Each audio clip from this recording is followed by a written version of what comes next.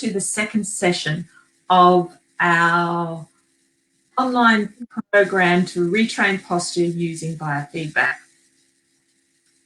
We're going to run this session as we ran the first session, as if we were doing an actual consultation.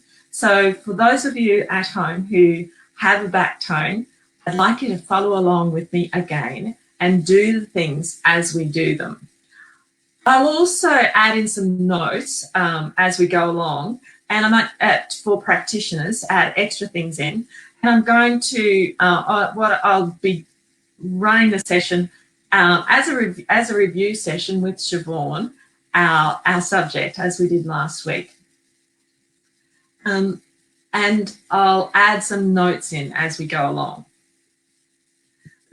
If you haven't seen session 1, I really strongly recommend that you start off with session 1 because it really gets your program started and it's important information. During this session, we're going to go through the 5 things that I cover when I do a review with people, and I'll be doing those with Siobhan and adding the notes in as we go along. We'll be also putting this list up again later, but they're the 5 sort of things that we do.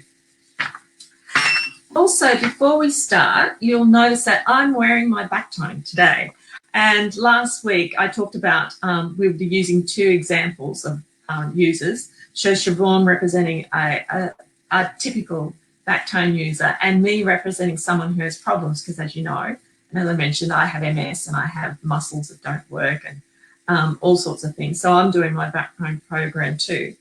But I just didn't have time to get it on last week.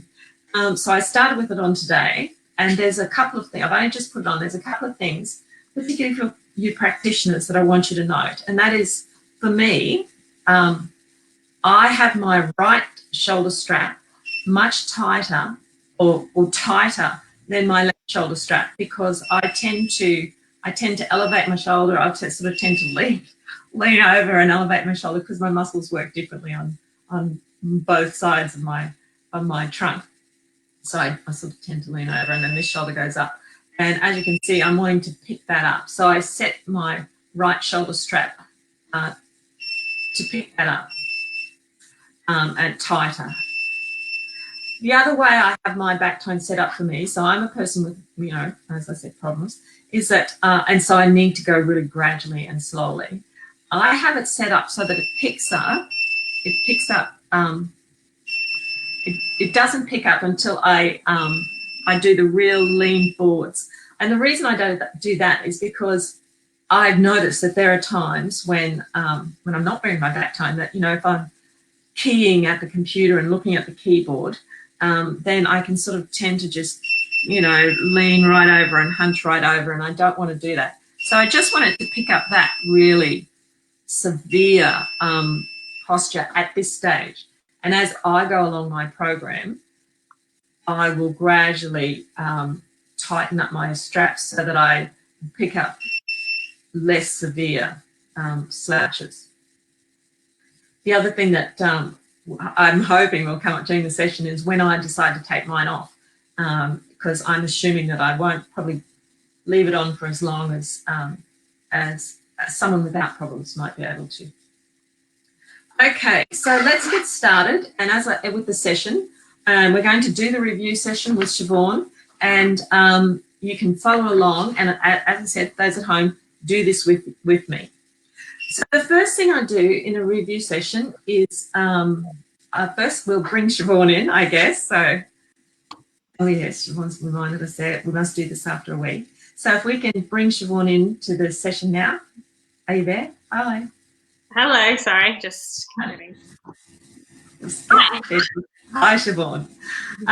So I just want to say hello at the moment because I'm going to explain to people what we're doing.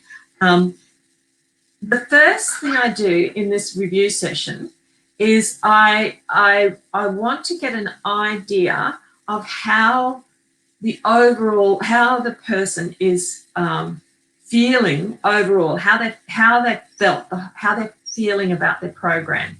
And so I don't ask questions with yes, no answers. I use really an open style of question, like, so it'll be, hi Siobhan, how's it going? How is your posture feeling? Sorry, jumped ahead. I'm going good. It's feeling great. Thank you. So how do you feel about your posture? I think it's yeah. I think it's improving. Yeah, I think about it. Excellent. Okay. So I don't ask them, did you wear your BackTone? Because people feel badly if they haven't been able to wear it. And they kind of say, yeah, I did. I wore it a couple of times.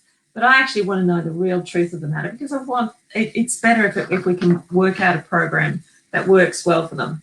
So I just start with the general check-in,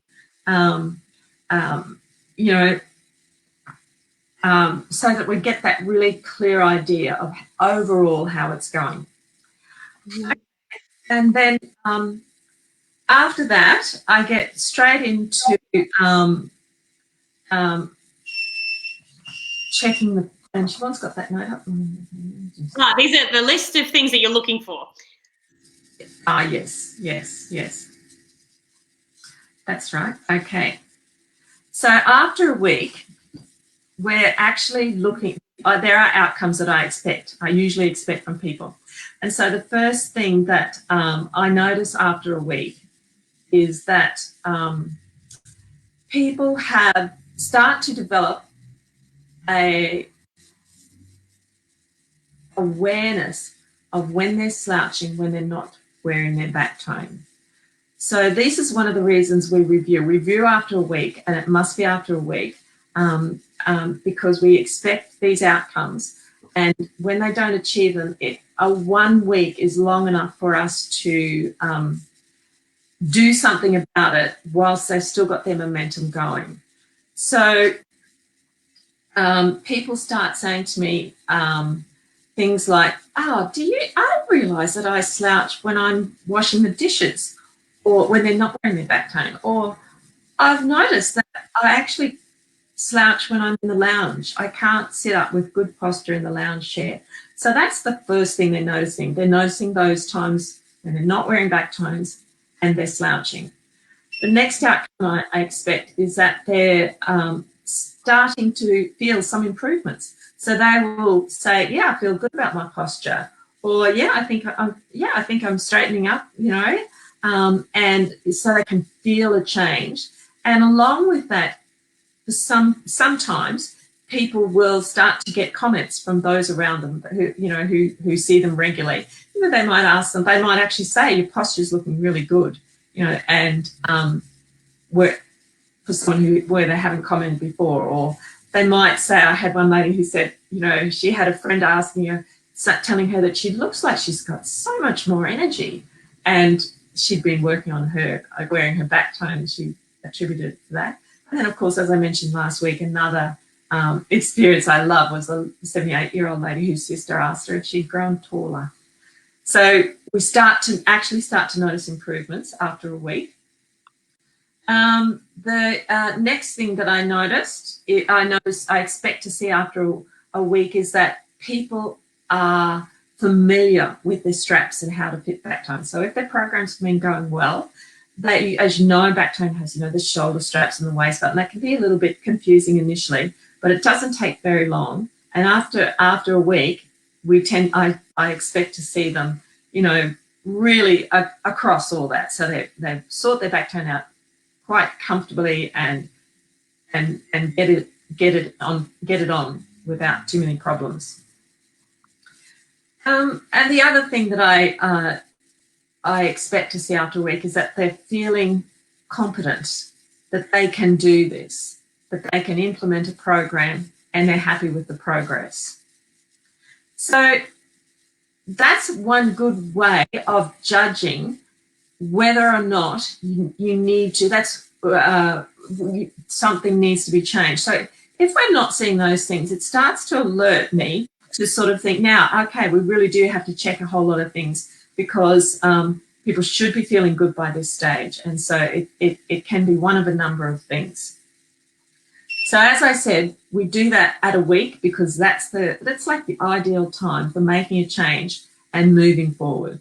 If we leave it longer than that, then people can lose momentum. So the golden rule, 1 week. Okay, so now we will get started with Siobhan. I'm sorry, I lost my spot there for a minute. We've asked Siobhan already, how's it going? And she seems to be feeling good, actually. Having experience. Okay. All righty.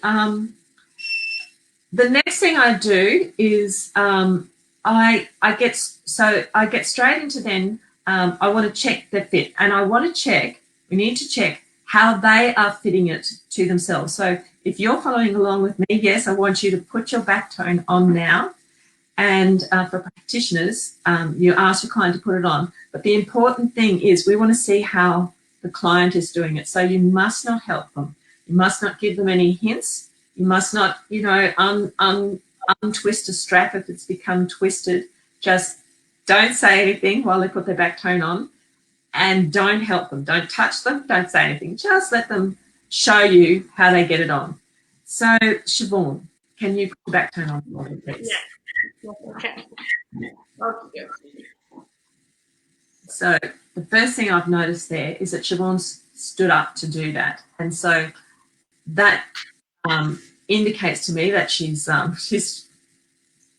gained some experience over the years. Yeah. That's right.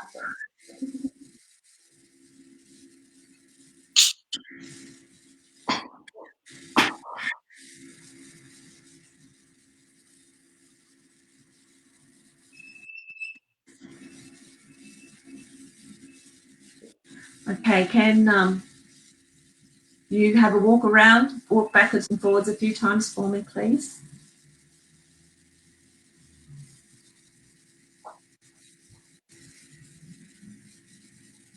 Okay. All right. Now, can you sit down?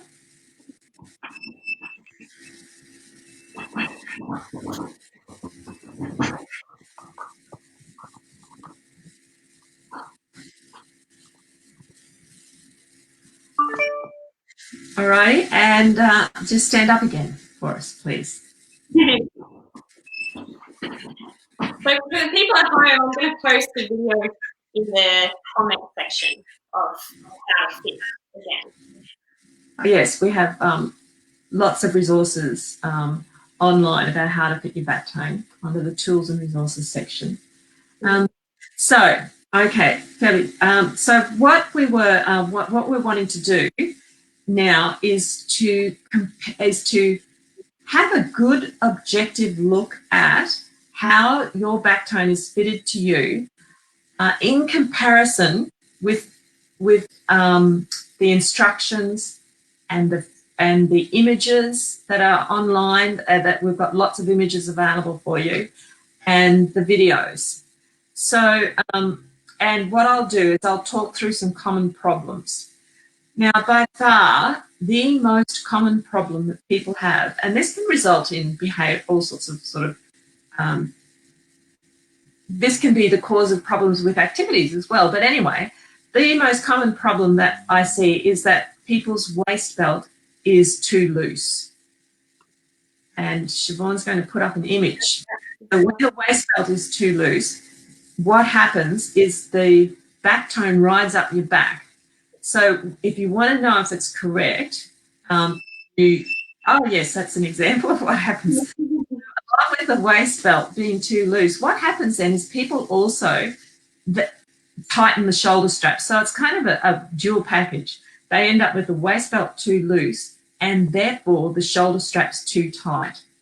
So, and when you have it set up that way, it focuses a bit more attention on your shoulders, and we'll show you that in a second. And Siobhan's. Yeah, I'm just getting too carried away with the swapping. Yeah, okay. It's like, yeah, it's kind of like you have to pull your shoulders back to stop it instead of just lifting your breastbone. Okay, so we want the attention to be focused on just lifting your breastbone to turn it up. and not turn it off and not, so just turn around again, Siobhan. And we want to see the back. See how the back tone's ridden up the back there? That's a, you know, even if it's not riding up as far as that, it can still be a problem. So we want it, when you look at yourself from the back view, when you've got your back tone on, if it's correctly fitted, that back strap, that waist belt should be horizontal. And Siobhan, I'll get you to put up that image of the correctly fitted one in comparison so that you can see. Yeah, so it's, oh, good, we've got them all. It's a straight line across. So, and the difference is all about, this is about ensuring that you use the right posture, the right movements to correct your posture. We don't want you pulling your shoulders back. We just want you lifting up your breastbone and relaxing your shoulders down. Now, if that has happened, as you can see, Siobhan's wriggling around quite a bit trying to get that right. Yeah, I have to loosen the shoulder strap quite a lot to fix it. Yes, that's right. The only way, the way to correct it is you have to loosen your shoulder straps off a lot, a long, long, long way. And then once your shoulder straps are really, really, really loose, then you can tug down the back tone at the centre back and get that in position. Yeah, you have to tug as Siobhan's done, and then you tighten up the waist belt and tighten it. And obviously you need to have it tighter than you were accustomed to, because you know you need to learn to do it a little bit differently. So you tug it until it's tight, tight, tight. And as I said, sometimes I say to people, almost so tight that it hurts, but not quite. So we want that anchored, and then you can adjust your shoulder straps. Okey-doke. Now, another common problem, or another problem that I see, not nearly as common as that problem, is where people have the waist belt set too high. They don't have it down on their belly button, and they'll have it up under their chest. And Siobhan's showing us an example of that. And we've got an image on the screen as well with the red cross on it. So sometimes I do come across people who set it up thinking that that's the way it should be, and it's not. So like define waist a little bit differently sometimes. Yeah, sometimes it can be difficult for people to know where their waist is. And I find the golden rule of around where your belly button. Other ways I've seen it defined is the narrowest part of your trunk. But, oh, Siobhan, you're twisted. Your tone is not in the centre.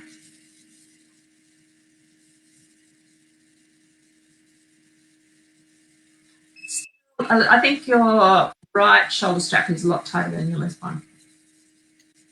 Yeah, that's it. Okay, and also the waist belt is still a bit crooked, but what we're seeing is that waist belt is too high. So the same sort of thing happens when that, so is you have to tighten shoulder straps way too tight, and then to turn it off, you can it can kind of get you to focus too much on pulling your shoulders back. Yeah, it feels like it doesn't pick up the really subtle slouching as well. It feels like it's kind of quite flat. Yeah. And that's yes. That setup is much more like similar to a figure of 8 setup across your shoulders, and which is not what we're after. Okay, so again, loosen those shoulder straps a really long way, and you can see how loose Siobhan's made hers. Then get your waist belt right down on your waist, and we don't want it on your hip bones, but we do want it on your waist, around your belly button. Great. And then adjust your shoulder straps. All right. Okay, good. And then another problem that I occasionally see is that the centre back strap is too long. So Siobhan's put up another image of that. And so as you know, in our first session, we talked about making sure that centre back strap is as short as it can be. Now that centre back strap is adjustable because for some people, it just works better with that centre back strap longer. And typically I've found them to be men. The ones that I've experienced with were men who had kind of, because of the muscles on their neck, they kind of, their shoulders sloped outwards and the straps fell off their shoulders easily. And so we found that if we lengthened that centre back strap, it enabled it all to stay in place. But for most people, if that centre back strap is set at the longest position, it again, it encourages people to use their shoulders and pull their shoulders back more so than just lift up their chest and relax their shoulders. How many times have you had to lengthen the centre back strap? Well, so I've been doing this for about 15 years now. Well, 3. Right. So it's really rare that you have to have that long. Yeah, but it is there for, and it's there. I put that adjustability there so that just so that it suits as many people as possible, I suppose. Okay. So, and if that's the case, then if your back strap is lengthened, like the image with the red cross on it that Siobhan's got there, shorten it as far as you can, and then go through the whole process again. Like loosen the shoulder straps, put it on, get the waist belt anchored, and then adjust the shoulder straps.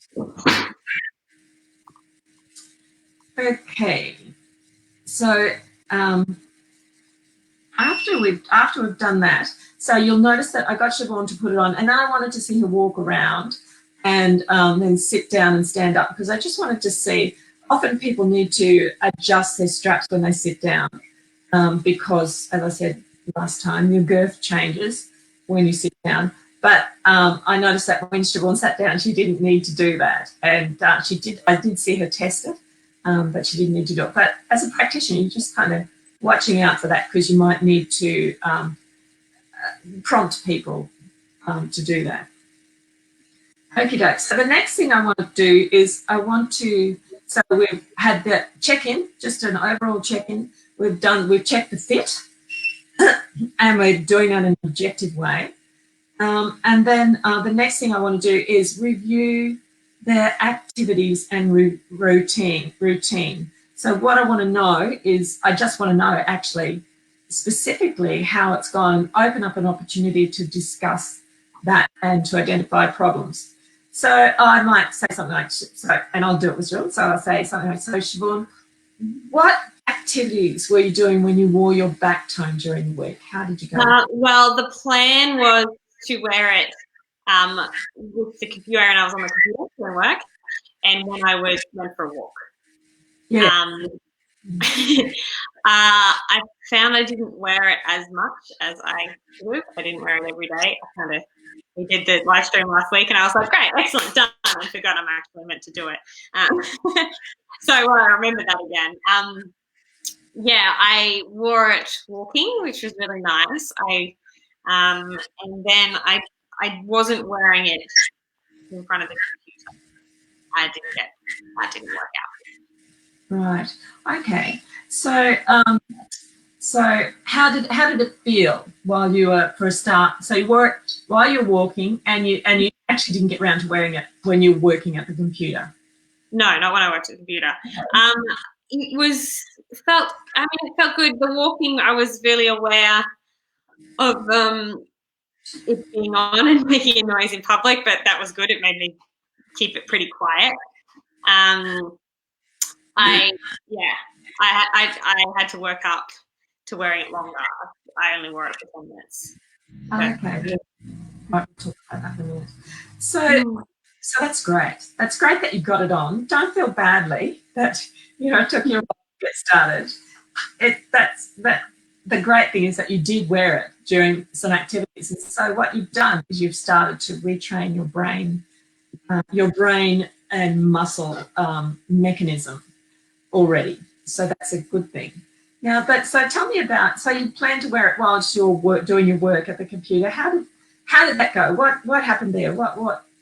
I think, because my plan was to put it on as soon as I sat down at the computer to work, but I think because I didn't feel like doing the work, I'd kind of sit down and then I wouldn't kind of consider it starting. I'd kind of go on Facebook and check my emails and that kind of stuff. And then by the time I was dragging myself to have to get started with the day, I just putting on the BackTone as well. I was just like, just didn't do it. Yeah.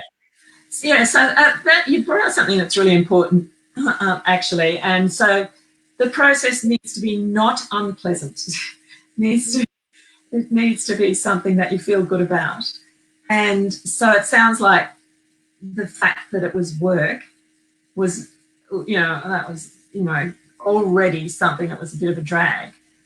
And so just having to put your BackTone on and do the BackTone thing as well to that just also made it way too unpleasant. So we actually, and that kind of also highlights, I mentioned last week, if you're unwell or overtired or it's not, you've got so much on in one day, forgive yourself from wearing your BackTone. I wouldn't put it on those times. And I think it's important. It's so important to have rewarding experiences that you should not wear your BackTone when it's like that. So I would like to see you though. So was it just the sitting? Sorry, was it just working at the computer? Yeah, right. So that wasn't working. So then I decided, because we also talk about when I read in the morning. So that was my next plan, but that didn't work because I left my BackTone in the bedroom where my partner was sleeping because I get up quite early to do that. So I didn't bring it right there. So then I've been watching some other webinars online, so I wore it when I watched the webinar. Oh, okay. And I found it beat a lot more when I was doing that, I think, because I was distracted by the webinar. I'm having to train up. Oh, interesting. Excellent. Okay, so that's good. So is that something that you think you might continue to do? And in case in fact, we'll talk about that a little bit later. But I guess what I'm wanting to know is, do you see that as something that you'll be able to include in your routine? Well, I'm going to try to stop watching webinars because we're starting to just be too many of them. It's stressing me out. I can wear it when I watch another one, but I won't do it every day. So I do need to think of something else. Okay. Okay. All righty. Okay. So that gives us the important things about reviewing your activities is to remember that we do want some sort of standing, walking activity, as well as some sort of seated activity. I have seen people who wear BackTone, as I think I mentioned last week, only during walking, and they had nice posture when they're walking, but not when they were sitting. So I think that that's a really important thing to do. Common faults that people can have when they look back on what activities they chose are that probably one of the most common faults is that they've chosen an activity that's too vigorous, too posturally demanding. So an activity, and an easy way of looking at it is activities that involve reaching, bending, twisting, lifting, those sorts of things. So if you've found... I just said that makes sense, because I also tried to wear it when I was in the kitchen in the morning making tea, but it stopped because I'd reach and yeah. It beeped a lot? Yeah. Kind of annoying? Yeah. I know it's annoying anyway with the beep, but it became difficult to do the task without it beeping. Yeah, it was impossible because I was the dishwasher and stuff. Yeah. So it wasn't the correct pottering. The right sort of pottering, yes. Yeah. Yes, some people like to do the pottering, wear it during morning pottering, but that one was a bit too big. And great that you tried it. Great that you experimented with it. And in fact, I know that later on down the track you will be able to wear it, but not yet. The other problem that we find, which we've already talked about as a fault in activity choice, is that the activity was not pleasant, was unpleasant, was not one that you were looking forward to doing anyway. And then just adding a back tone where in it just makes it the whole thing too unpleasant to consider. So, for those of you following at home, I would hope that by now you have found times or activities that you can wear it that actually you feel happy about, that you feel gave you a positive experience. And if it's not the case, then you might need to think about an alternative activity. Just if say, for example, the seated activities, reading can be a good activity, but you might need to make sure that you're sitting in a like a dining chair, a more upright chair, not so much a lounge chair. So something that will enable you to adopt an upright posture.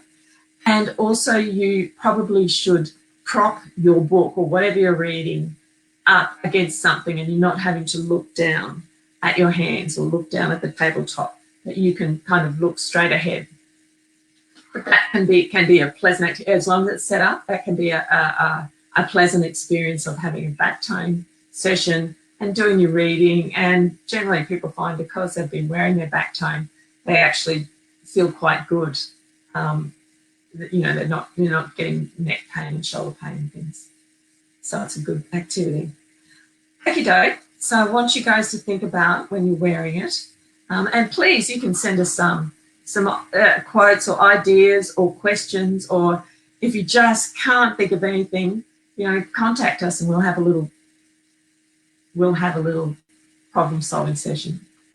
We actually have your number on the website, on the BackTone website, at the top of the page. My phone number? Yeah, the office phone number. Yeah. Thank you, Jackie. All righty. Okay, so we've reviewed the activities, and then along with that, and we've touched on a bit, we need to also review the length of time, have a good objective look at the length of time that you've been wearing it. So tell me about that, Siobhan. How long? I have worked up to 20 minutes, but it did take a while. I was expecting, I think, just because I'm your daughter, that I would just get a free straight for 20 minutes. Something because I'm the winner or something. But no, I wore it for 10 minutes when I was walking first, and found after 10 minutes I needed to take it off. And then with the sitting, watching the webinar, I did it the first time. I think it was 16 minutes, and then I got 20 minutes down the track. Yeah. So when you were doing the walking, and can you remember what it was that you felt like that it kind of prompted you to take it off? It was I was getting kind of sore and tired in my upper back, at the top of my back. Right. Oh, good. Good. Had been working, really. An unpleasant feeling. Yeah, like they were tired, like I've been lifting too many weights. So, for those of you at home, if any of you who've had that same experience, that you thought, I've got to take this thing off now, perfect. That's just perfect. We don't want you to have persisted with it and pushed yourself until you got sore and had to take it off. The ideal thing is to take it off when you're tired, and as I said last week, there's no more learning that brain muscle system can do once the muscles are tired. They can't learn anymore. All that can happen is that you can get sore, and that just confounds the whole thing. And as I said last week, this is not about building up strength. This is about retraining your automatic control of your muscles. And again, that as I mentioned that now, that's also one of the reasons why it needs to be a positive and rewarding experience, because a positive, rewarding experience is more effective at changing behaviour than a negative experience. Now, if you were, sometimes people have trouble identifying when they need to take their back tone off, even though I sort of say take it off when you're tired. They're so accustomed to ignoring that feeling of tiredness and that they just push on, like brave little soldiers. And you can, if that's the case, or if you're a practitioner and you've got a client and you suspect that that's the case, you can just do a little test with them right there at home or in your clinic or whatever. And it's simply that you have to, the steps are you put your BackTone on and note the time. So it'll be for a specific activity. So for example, like Siobhan mentioned that she could tolerate wearing her BackTone initially for 10 minutes while she was walking, but longer while she was sitting. So you kind of choose your task. It can be specific to the task. So you put it on and write down the time and start that activity, and then engage in that activity. So if you're a practitioner doing this with someone in your rooms, you might, they may not be able to engage in that activity, but now is a really good time to go through some educational things with them. You can talk with them about, anatomy. You can talk with them about the process of habit changing. You can talk with them about the physiology of what happens within a muscle and what leads to fatigue. You can talk with them about the shoulder muscle structures and what leads to pain. So that's a good time. So basically, you put your BackTone on, you've chosen your activity, put your BackTone on, noted the time, started the activity. And then every few minutes, you will need to check in and think, okay, what does it feel like now? So you might want to set a timer on your phone to go off after 2 or 3 minutes. When it goes off, actually focus on what you're feeling in your probably your neck or back or shoulders or whatever it is, and just find some words to describe that. And typical words can be things like starts to feel heavy, starting to feel just feel a bit heavy, or it might be a bit tired, or it might be, as Siobhan said, just unpleasantness, or it can be a change in temperature occasionally. So, or it might be none of that. So if it's none of that, it feels the same as when I started, then you continue on and set the timer again for another few minutes. And then you keep doing that until you get to the point where there's a change. So what we're looking for is that it doesn't feel like it did when you first put your BackTone on. And note the time at that point. Then take your BackTone off. Now that period of time is your comfortable tolerance for wearing the BackTone. And I find that often when I've been in a situation where I've had to do that sort of a test with my clients, it's actually quite a dramatic difference. They've been wearing it for way too long, trying to improve themselves. So sometimes they've been wearing it for 40 minutes or an hour. And then when I do the test, I find that they actually can only comfortably tolerate it for about 5 minutes or even less. If that's the case, that's absolutely okay. Wearing it for 3 to 5 minutes it will train your brain about what you're wanting it to feel like when it's adopting the posture that you want. If you still feel that that's not enough, just do it more time. You can also do it more times in the day. So we ask people to get it on twice a day, but sometimes people just feel that twice a day for 5 minutes is not enough. So you can sort of say, okay, well, wear it 3 or 4 times a day. So long as you don't wear it for longer than your comfortable tolerance. Okie doke. So that's a really important thing to think about. It leads to, so that's given you a lot of information. You've got information about how it's going overall. You've got information about the fit, how it needs to change, the activities, and the duration. So the next step is going to be about planning for the future, except that I just did want to say a couple of things to the practitioners, and that is this session is an ideal time to do some education with your client. And I find the more education you do, the more empowered they become. So as I said earlier, those things like what is ideal posture, if there is such a thing, and that your body's centers of gravity vertically aligned through, if you look at one side on there, there's a vertical line from the ears, shoulders, hips, knees, feet, that sort of thing. That's the ideal posture we're heading for. But you might also want to talk with them about, yeah, but not everyone is going to be able to achieve that, and not everyone needs to. And so we're going to work out what we want for you. Talking about that and about all those other things I mentioned. The other thing I just wanted to point out to you was that I've removed my BackTone because I was feeling a little bit tired. I did have it on for 20 minutes, and I'm kind of surprised. And maybe that's one of the outcomes of this week, that I've actually built up my tolerance for wearing it, because I don't feel bad after having taken it off. So that's a good thing.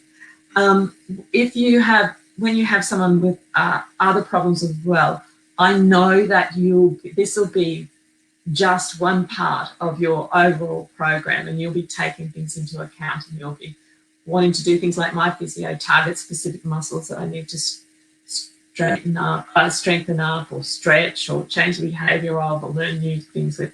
We all include that as part of the program.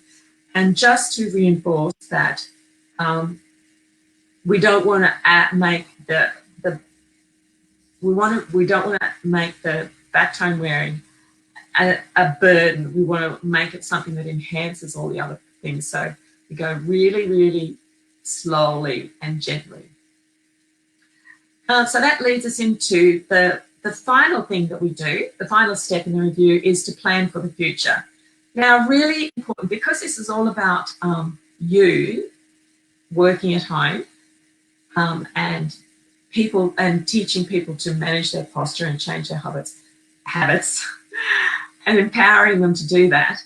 This plan I find is more successful if I get my client to actually work out the plan for themselves, with, of course, some discussion from me. So I would say to them something like, I'd say to someone like Siobhan, I'd say, okay, so I think you've done really well. You've really successfully started this program, and we need to highlight those achievements again to the practitioners. And what are you going to do next week? What's your plan for the future? I think I need another sitting task other than watching the webinar.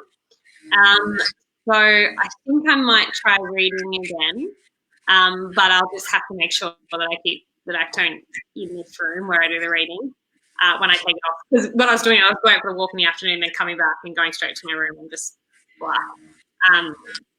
So I'll make sure I put it in now.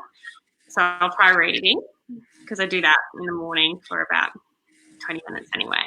So that'd be nice. And I look forward to reading. So I think because I think it was definitely easy to put it on for the walk, because I was looking forward to the walk.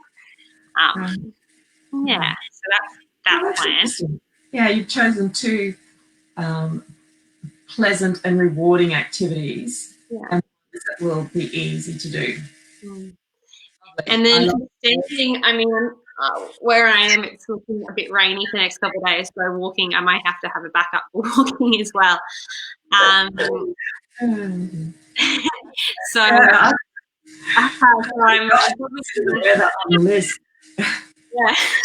I'm probably going to do. I might try it with some cooking, but with some. I'll have to think carefully about what part of the meal I wear it for, so that it's not too much bending. Like a bit of light propping or stirring might be good. So, Siobhan, are you a regular walker? Do you, or is it started because of this? Yeah. And now, since this virus has confined us to our houses. Yeah. So first I would say that in that case, it doesn't sound likely to me that you won't walk at all, and you will get into it. So the first thing I would say is, if you miss out on wearing it, once or twice over the next week whilst you're walking because of the rain, that's okay. Just forgive yourself. That's fine. Now, and it's great. It's also great to be wondering about what other standing tasks you can use it with. And cooking is something that, often we do. So, that's understandable. But I have found that there are some cooking tasks that require, you know, you've got to you've got to look down at what your hands are doing. And if it's a task that involves strength, like chopping onions and potatoes and things like that, it at this stage of your program, it's a bit of a you're asking a more complicated postural adjustment. Those muscles have to stabilize your shoulders and provide more strength, and so it can be hard. So you're right, you do have to really, if you're going to use it with cooking, you really have to choose your activities. And I would suggest something like, you know, if you have to, you know, if you're at the stove and you're braising, or, you know, you're frying some onions or something like that, and you're standing at the stove and you're just stirring them, watching, you know, I find can be, you know, that can be a doable one for cooking. Well, making curry soon, so there'll be a lot of just stirring curry paste. So yeah, that's right. That's right. Just a couple of other notes about that. During those sorts of activities, just be aware that, because when you're making a curry, you know, you might be reaching, you might have to, you've forgotten to get something, and it will beep. It will beep when you do that. So long as it doesn't beep for long periods, you know, it'll beep briefly, and that's okay. That's okay. So that's one thing about that sort of experimentation. The other thing about it is cooking generally takes longer than, if you're making a curry, it might take longer than 20 minutes. So you've got to remember to take it off. You've got to remember when, you know, don't expect that you'll wear it, you know, until you serve the dinner. So no, that'd be worth an experiment. Great. What we do, the other thing we think about is when the next review will be.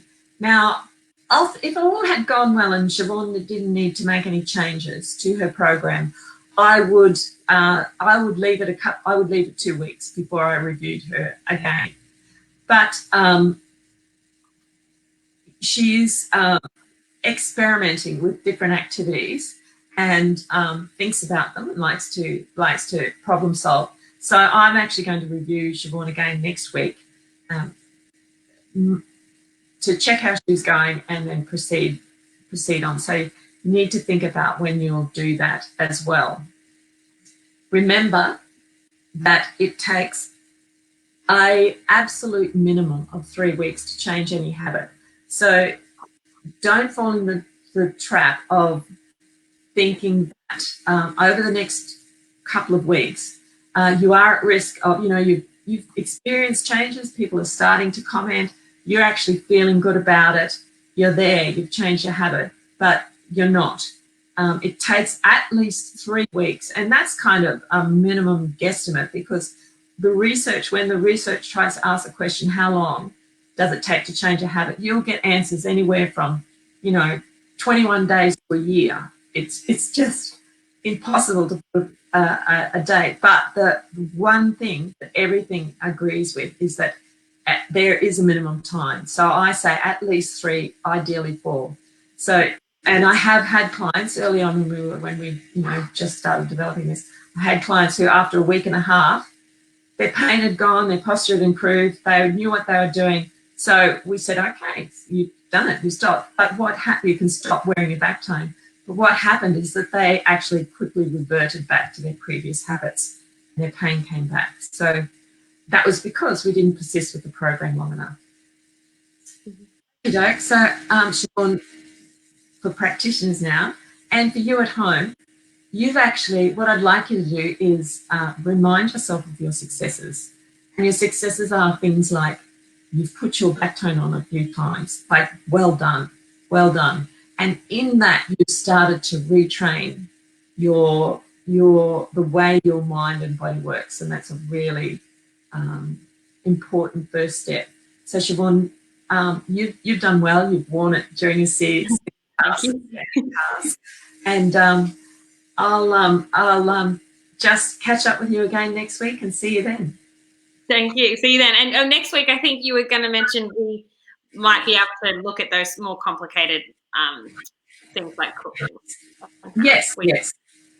Yes, we will. Next week we'll talk about, so to date we've been focusing on the primary stage of learning, getting yourself used to it, starting to teach your trunk about what curvature we want it to adopt.